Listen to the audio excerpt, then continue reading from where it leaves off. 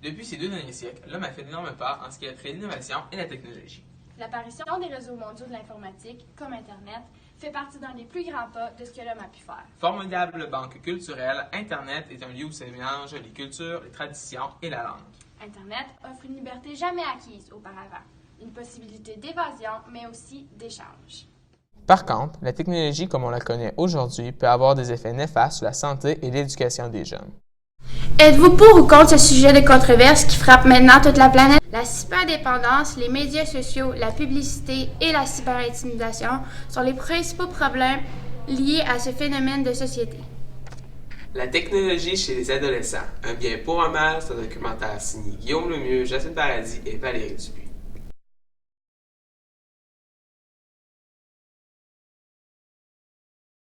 Des jeux vidéo en passant par les transactions en ligne jusqu'à la recherche d'informations, tous les jeunes sont susceptibles d'être cyberdépendants. La cyberdépendance, dépendance à Internet, usage pathologique, abusif, excessif ou problématique sont des appellations différentes pour décrire ces difficultés. C'est une utilisation persistante et récurrente des technologies ou des moyens de communication offerts par Internet qui apportent des difficultés chez l'individu. La cyberdépendance amène un sentiment de détresse ou de problèmes au niveau psychologique, social ou professionnel. Je m'appelle Mathieu Mainville, j'ai 16 ans et je suis étudiant à l'école secondaire Antoine Roy en secondaire 5. Je m'appelle Mike Blanchette, j'ai 15 ans et j'étudie à l'école Antoine Roy en secondaire 2. Non, je me trouve pas cyberdépendant parce que je suis capable de me divertir de d'autres manières, comme par exemple jouer de la musique ou regarder la télévision. Fait que non, je suis pas cyberdépendant. Moi aussi, parce que j'ai plein de passe-temps, la grange, faire du skidoo, faire du quetro, plein d'affaires. Parce que oui, l'utilisation compulsive peut être un problème après un certain temps, comme aussi ça peut être un bon outil pour parler avec des amis ou se divertir, mais il faut vraiment faire attention pour pas avoir de problème non plus dans le futur. Si on peut avoir de la misère à se faire des amis si on est tout le temps sur notre cell, puis c'est ça. Puis aussi,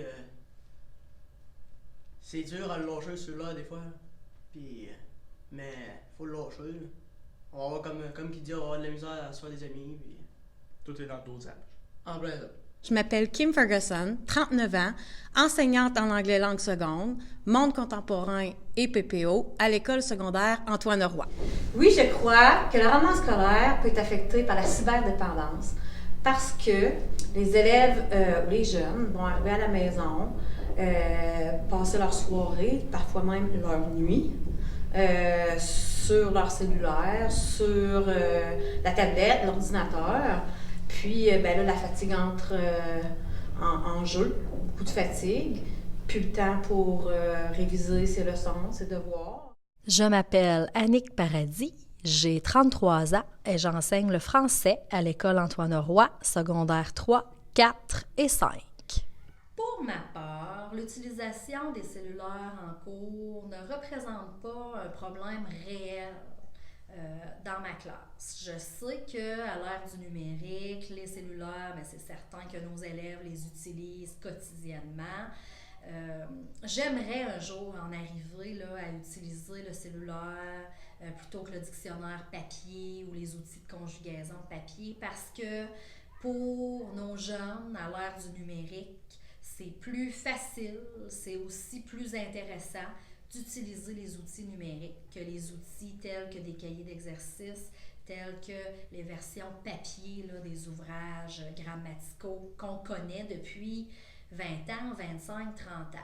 Donc, ce qu'il faudra faire à ce moment-là, au moment où on leur permettra, où je leur permettrai d'utiliser le cellulaire en classe, ce sera vraiment de bâtir avec eux un cadre, délimiter les actions possibles là, pendant le cours parce que c'est certain que le cellulaire peut aussi être un outil de perte de temps, mais je pense que si les élèves comprennent la façon adéquate de l'utiliser, on en arrivera là, à le prendre puis à en faire un outil très positif dans nos apprentissages. Je m'appelle Stéphanie Cloutier, j'ai 38 ans. Je suis éducatrice spécialisée à l'école Antoine Roy. Je pense que chez les jeunes, la cyberdépendance peut amener des problèmes tant physiques, le manque de sommeil, Il y en a qui s'alimentent pas parce qu'ils oublient de manger, parce qu'ils sont trop accros à leur téléphone ou leurs jeux vidéo. Absentéisme scolaire, parce que quand on dort pas, on n'a pas toujours envie de se lever pour aller à l'école. La baisse des notes, on le voit aussi. L'isolement social, il y en a beaucoup qui vont s'isoler pour pouvoir être capables d'être sur leur téléphone, tablette et tout ce qui est électronique. Je pense que c'est les principaux problèmes qu'on voit le plus souvent, même si ça peut en amener d'autres, là. Quand on parle des plus vieux, problème d'argent, parce que des fois, ils se mettent à jouer avec la cyberdépendance. Mais chez les jeunes, je pense que c'est ce qu'on voit le plus. Cette tranche d'âge suscite depuis bien longtemps une attention particulière des professionnels qui le manipulent et tentent de le séduire pour le faire acheter. Les jeunes sont souvent confrontés à des publicités où l'on parle de l'aliment uniquement en termes de calories, de gras et de sucre. Ils se font une image du corps ou de la mentalité parfaite. Mais existe-t-elle vraiment? De mon point de vue, la publicité affecte effectivement l'estime personnelle de nos ados parce que dans les publicités, que ce soit à la télé, que ce soit dans les journaux, que ce soit sur Internet, chaque publicité tend à montrer le meilleur de l'humain. On a toujours le même format de personnes, les mêmes grandes femmes, les mêmes beaux garçons, qui ne représentent pas, ceci dit en passant, la majorité de la population. Donc, c'est certain, nous, en tant qu'adultes, ça nous influence, on est touchés, on se questionne. Imaginez, là, les adolescents qui, eux, sont en période d'abord de grands questionnements, donc qui voient ces publicités-là manger tout le temps sainement, l'importance d'être en forme, d'être taillé au couteau. Je pense qu'on leur met beaucoup de poids sur les épaules et je pense qu'on devrait plutôt axer la publicité là, qui s'adresse à eux principalement sur la diversité des genres, la diversité des cultures, la diversité en orientation sexuelle. Donc, je pense qu'on devrait vraiment y aller là, avec tout ce qui est possible et non pas juste une certaine catégorie de personnes telle qu'on le fait présentement. Je crois pas que les effets de la publicité sont seulement négatifs. Il y a quand même des publicités qui sont positives quand on parle de la promotion du sport, de l'activité physique, du plein air, des saines habitudes de vie, des saines relations. Mais je pense que la proportion de publicité qui touche les adolescents est pas toujours positive parce qu'on voit souvent l'image de la jeune fille qui est ultra mince, qui est un petit peu parfaite au niveau physique ou du sportif qui n'a pas besoin de s'entraîner mais qui performe dans tout sans faire d'efforts. On voit beaucoup de publicité ces temps-ci sur tout ce qui est les produits miracles là, pour atteindre l'image idéale. Fait que, oui, je pense qu'il peut y en avoir des positives quand ça mène les adolescents à adopter des bonnes habitudes, mais il faut quand même faire attention parce que les négatives réussissent aussi à les atteindre. Puis ils viennent un petit peu effacer les positives parce qu'ils sont beaucoup plus nombreuses. Je crois que les jeunes peuvent s'associer à ce qu'ils voient sur Internet au niveau de l'apparence physique surtout. Mais dans un autre sens, je crois que vous êtes vraiment allumés, la génération d'aujourd'hui, sur ce qui est bien, ce qui n'est pas bien. Je crois que les jeunes d'aujourd'hui s'assument plus qu'avant. Donc, oui, c'est certain que les réseaux sociaux démontrent une espèce de perfection. Puis c'est pas juste les jeunes, nous comme parents. Hein, on voit des photos de familles qui ont donc l'air parfaites, des enfants parfaits, tout est parfait. Mais dans le fond, personne ne met rien de négatif non plus sur les réseaux sociaux. Hein? Fait que tout le monde peut penser que ma vie là, est parfaite aussi. Fait que je crois que c'est pas juste les jeunes, c'est tout le monde. On va s'associer, oui, à ce qu'on voit. Puis même la publicité, on va regarder des annonces de couches Pampers. Les enfants, c'est comme on dit, un petit bébé Pampers, il est parfait, il est rose, la mère, elle vient d'accoucher, elle est rose, tu sais, mais c'est pas la réalité. Puis je crois que de plus en plus, la génération d'aujourd'hui, on commence à être capable de faire la différence. Moi, je pense que oui, parce que dans le fond, la pub, c'est vraiment basé sur un standard parfait. Puis ça, souvent, ça peut jouer sur le mental de nous, les jeunes. Dans le fond, ça peut nous mener à une perte d'estime de soi ou vraiment d'être démotivé dans certaines choses. Moi, pas vraiment. Les publicités que je vois sur mon cellulaire, à la télévision, sur l'ordinateur, ça me touche vraiment pas beaucoup. Mais les autres personnes, ça touche vraiment. La majorité des cas de cyberintimidation se produit de l'adolescence jusqu'à l'âge de 17 ans. Contrairement à l'intimidation, la cyberintimidation peut être incessante.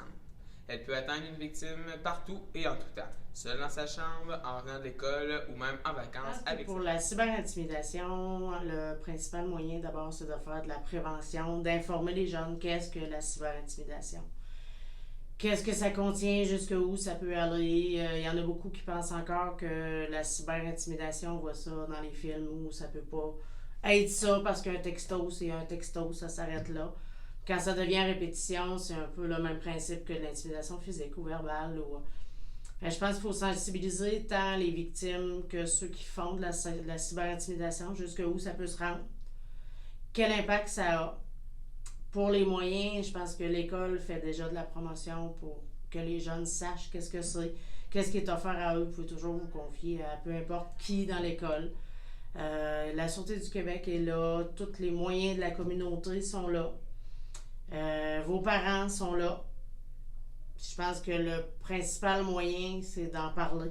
Moins on en parle, moins on sait que ça se passe, plus ça continue, plus on en parle, plus c'est facile À d'agir. mon avis, pour mettre fin à la cyber-intimidation, il faut d'abord faire de la prévention sur ce qu'on peut faire et ne pas faire aussi avec le web. Parce que les cellulaires, maintenant, les tablettes, tout ça, ce sont d'excellents outils de communication, mais il faut vraiment qu'on apprenne à nos jeunes à bien s'en servir et à ne pas justement tomber dans le piège de la cyber-intimidation ou bien même à encourager cette cyber-intimidation-là.